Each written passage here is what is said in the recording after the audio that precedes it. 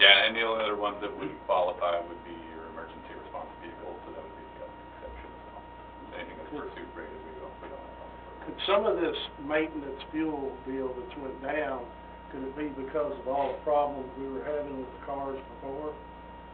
That, I was gonna attribute a lot of that. You had a I mean, I'm a GM guy, but that was pitiful what they wouldn't fix. Yeah. Honestly, a 12-year-old fleet with only 180 is what I say. I mean, that's actually, I'm surprised it's not higher, because Yeah. you're going to have some pretty pricey repairs fairly frequently when your fleet's that old. So, yes, absolutely.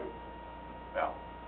Yeah, and then, again, a lot of it is really just reining that under control. So that full maintenance program, when it's fixed and budgeted, you're not going to see the big, huge repairs. That big, huge repair is covered, and you pay for it each month, so you're going to see that fairly flat.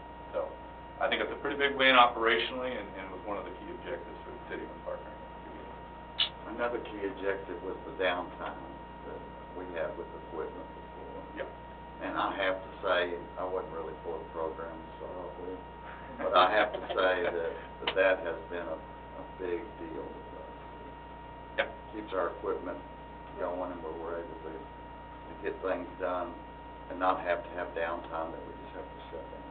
Yep, absolutely. Thanks, Marvin. And yeah, I think again, there's a lot of things we mentioned. The website and the mobile app that we have. That's our technology that really helps the city get some visibility and some outliers that are maybe some higher spend units. It helps me visualize and make my better recommendations on maintenance, because it's a real expense.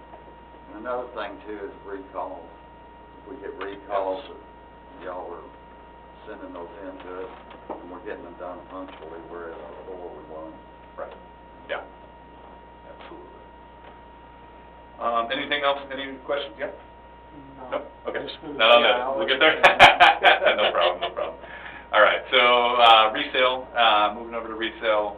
Now, again, when you run vehicles for 12 years, you're basically running them until they die. So not a lot of equity in those cars at the beginning. And a lot of our value proposition is being able to give us a lot of good value for that. Now, this is just a look at 2023, and we still do have some city vehicles yet to sell, which are going to help impact that a little bit more. But we were able to bring home around $85,000 in overall gains. So that's a combination of some of the city-owned vehicles and some lease turn-ins that had equity that we brought back to the city as well. We've already had lease turn-ins? A couple of lease turns. So that's part of it. So we will write a lease. That's why it's open-ended. So if we write a lease for, say, 3-4 years, and we feel like right now, like the environment we're in right now, especially for resale, is really high in this particular vehicle, we're saying we think this is a good time to turn this thing in, despite the odometer. It may say you only have 10,000 miles on it. Why would I turn this car in? Well, we think we were in a good equity position to renew it right now, and it's going to be more financially. What are selling better, the trucks or the SUVs? Trucks, absolutely. Yeah. But they're higher too. They're higher than the SUV. So Yeah. there can be yeah, boy, we got a bunch of money for it, but we paid a bunch of. Well, and that's where I only put the gain, so I didn't put the actual sell, because that's misleading, right? Like, I want to be able to show you what you actually ended up netting. And with you all, mostly everyone, yes, buys really high, but you all being a city, you have government incentives, and he'll cover that in the next slide, which means that you are actually not buying as high as everyone else. But we're still selling high because we're selling to those commercial people. So, government entities are usually the ones to benefit, especially in this market we are today. Yeah. And we don't have a crystal ball. We don't know how long the resale market will continue to be, or the used car market will continue to be good, but this UAW strike probably is going to mean that it will be, at least that part will be healthy for a while. I tell you, the truck deal's not going away anytime soon. No, I don't think so. When this electric push happens, there's a bunch of people on it. Absolutely. Yep. And then this is just an overall, again, around $328 in total budget spend for EFM, and again, that's a flat number. That not to necessarily say in 2023 that would have been the exact same price. As we know, cost of vehicles has gone up significantly. Quick update is around 12% year over year. Maintenance expenses are up around 17%, so that number would have continued to climb. And then again, as you can see, in 2023, with nearly fully implemented, we're still coming in $10,000 underneath where we were in 2020. So before you move on, Yep. So you're deciding those numbers across and deducting a gain? Is that what you're doing? Lease spend plus fuel Yep. minus resale gain? Right. equals something like that. Correct. So, for 2023, are you, does that mean like July 22 to July 23? I'm doing your fiscal year, good question, so this is from October through September, yeah, sorry, thanks for doing the backwards. So what about the 21 to 22? So, in the next slide, he'll cover like total numbers overall. Okay. But we essentially, what happened at the beginning is we proposed, right, a replacement of the 38 vehicles. Unfortunately, we've had cancellations, the industry, how things are happening. We haven't been fully implemented by this year as we originally thought we would be. But now with vehicles coming in, so it wasn't going to paint an actual picture of what was, Okay. you know, forecasted. So we figured that just comparing it to what you were doing to what we're actually doing for you today could paint a better picture. I think once we're completely implemented, I think that's going to be more of a great comparison of. And that's forecasted to be when? Hopefully by, you know, these 9 deliveries once they come through. Oh, just in the next few days? Yeah. Yeah, so Or there's the next few months. some of those unless they're 9, ordered. yeah, some of those 9 have actually delivered, within the last couple of days.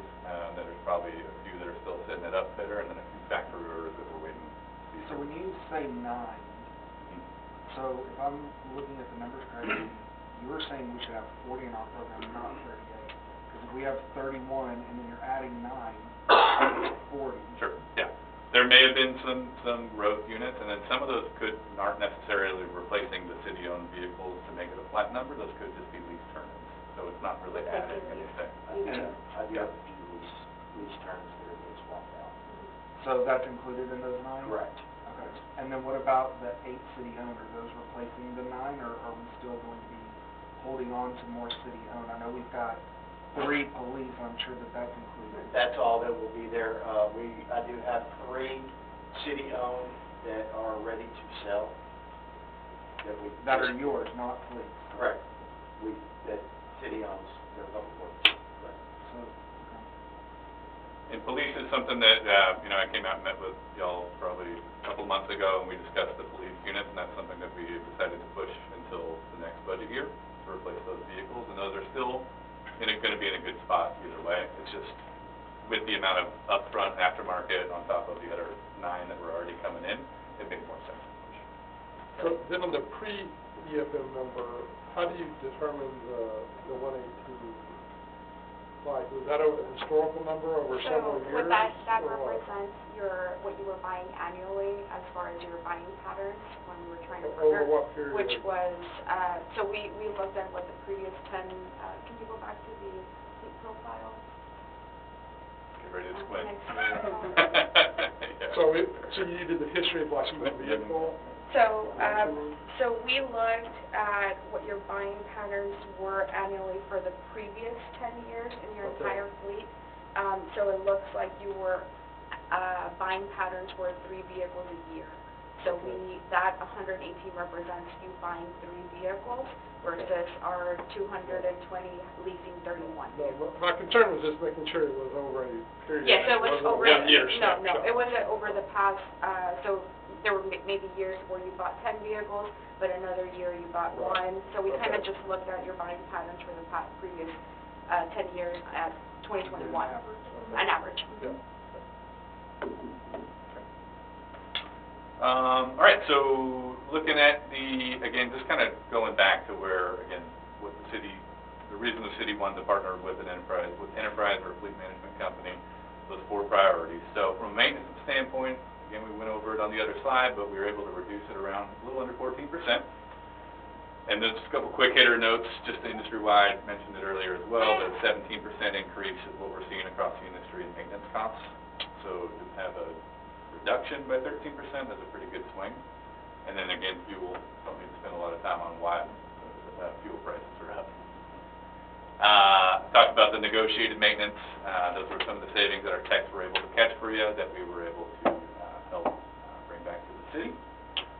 And then the equity, this is over the life of the partnerships, not just the budget year, so $167,000 in overall gains, not necessarily vehicle sales, those are the actual gains that we got on the vehicles for you that were returned back to you.